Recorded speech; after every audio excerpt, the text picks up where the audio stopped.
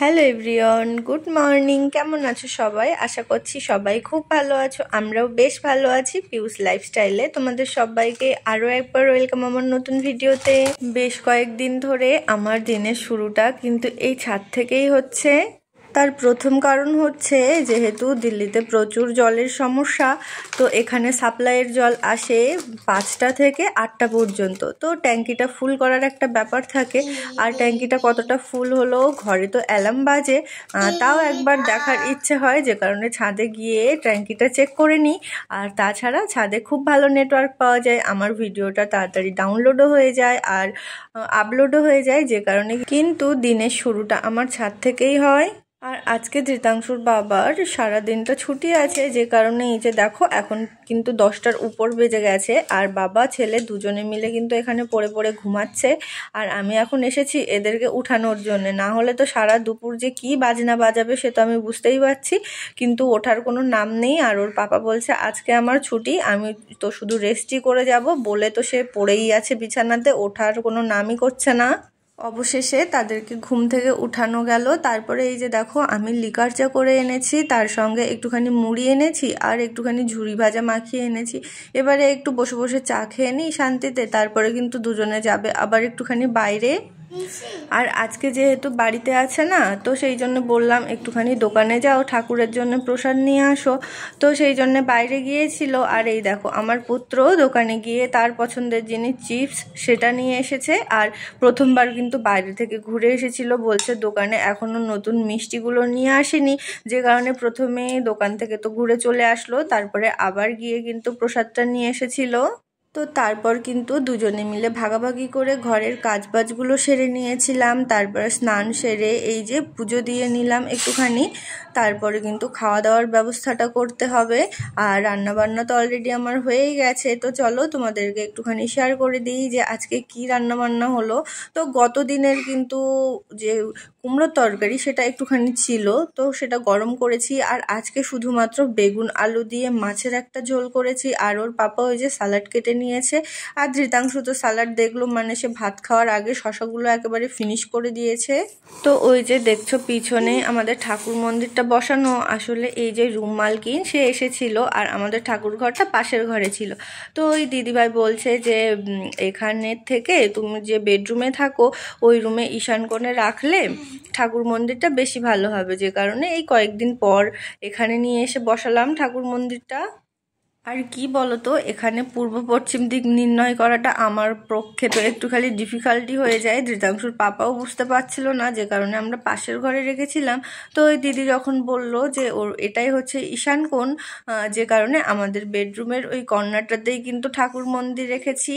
তো তোমাদেরকে তো প্রথমেই শেয়ার করেছিলাম যে সকালে কিন্তু ওরা অনেক দেরিতে ঘুম থেকে উঠেছে, কিন্তু তাও ধৃতাংশুকে কিন্তু দুপুরে চেপে ধরে ঘুম পাড়িয়েছিলাম। আর এই যে দেখো এখন কিন্তু ঘুম থেকে উঠে পড়েছে, ওই ঘন্টাখানেক মতো ঘুমিয়েছিল।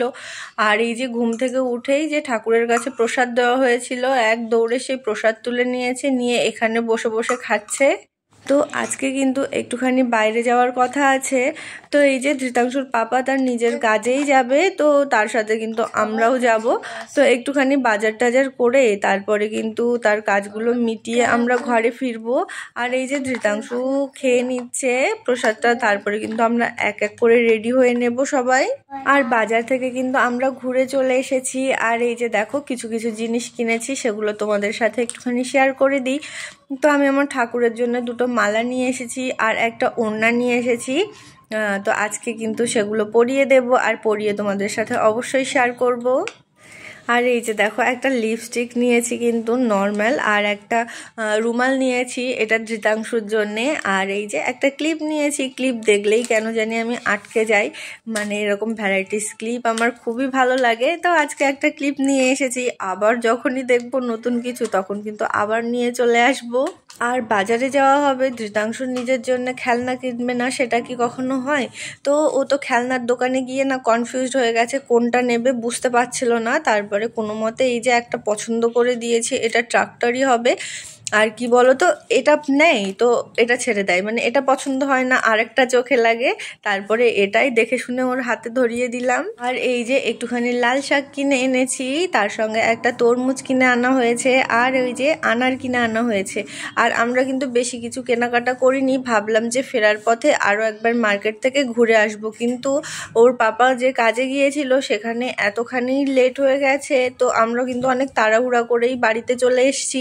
আর ভাবছিলাম যে আমরা গিয়েছি বলে ধৃতাংশুর পাপার মনে হয় আরও সমস্যা তৈরি হলো, কারণ সে একা আসলে তার এতটাই সমস্যা হতো না, কারণ আমরা অনেকক্ষণ ধরে দাঁড়িয়েছিলাম, ওর বাবাও ওখানে অস্বস্তি বোধ করছিল।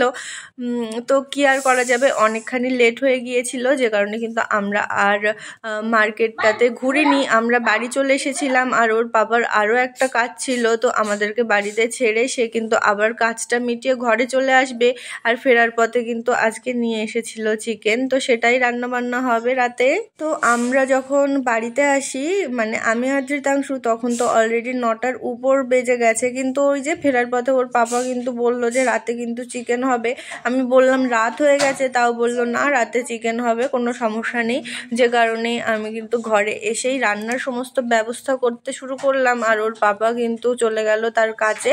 আর ফেরার পথে চিকেন নিয়ে আসলো, আর ওর পাপা আসার আগে আমি সমস্ত মশলাপাতি সব কেটে রেখেছিলাম। আর এই যে তরমুজ দেখছো, ধৃতাংশু তরমুজ দেখেছে, দেখে তো আর কিছুতেই সে মানে চুপ থাকতে পারছে না, তার জন্য তো আমাকে তরমুজটা কেটে দিতে হলো।